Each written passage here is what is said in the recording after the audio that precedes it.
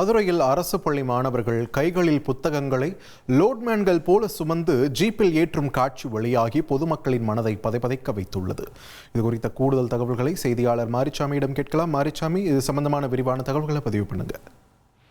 மதுரையில அரசு பள்ளி மாணவர்கள் கைகள்ல புத்தகங்களை லோடுமேன்களை போல சுமந்து வந்து ஒரு ஜீப்ல ஏத்துறாங்க. அந்த காட்சி வெளியாகி பொதுமக்கள் மற்றும் பள்ளி மாணவர்களின் பெற்றோர்கள் மனதை பதைபதைக்க வைத்துள்ளது. இது எங்கன்னு பார்த்தோம்னா, உயர்நீதிமன்ற மதுரை அமர்வு உத்தங்குடியை அடுத்து அமைஞ்சிருக்கு. அதுக்கு அடுத்து இருக்கிறது ஒத்தக்கடை. அந்த ஒத்தக்கடை பகுதியில் உள்ள அரசு ஆண்கள் மேல்நிலைப் பள்ளி. அந்த அரசு ஆண்கள் மேல்நிலைப் பள்ளியில வைக்கப்பட்டிருந்த புத்தம்புது புத்தகங்கள் இதை வேறு ஒரு பள்ளிக்கோ இல்ல வேறு ஒரு கல்வி அலுவலகத்துக்கோ கொண்டு போறதுக்காக ஒரு வாகனத்துல ஒரு ஜீப்ல ஏத்துறதுக்கு லோடு மேன்களை போல பள்ளி மாணவர்களை பயன்படுத்தியிருக்காங்க.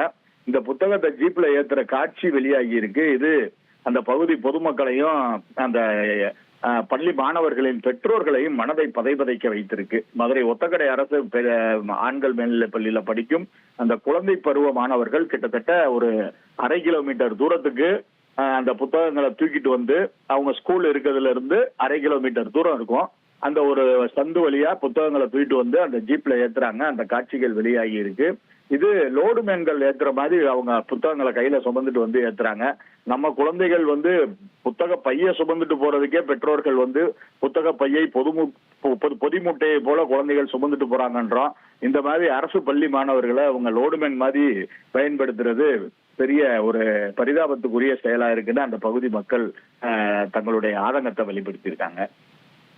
நன்றி மாரிச்சாமி, உங்கள் விரிவான தகவல்களுக்கு. இனி செல்லும் இடமெல்லாம் செய்தி. தந்தி டிவியின் வாட்ஸ்அப் சேனலை ஃபாலோ பண்ணினா செல்ல இருக்கும் இடமெல்லாம் செய்தி. இதோ QR கோட், இப்பவே ஸ்கேன் பண்ணுங்க, ஃபாலோ பண்ணுங்க.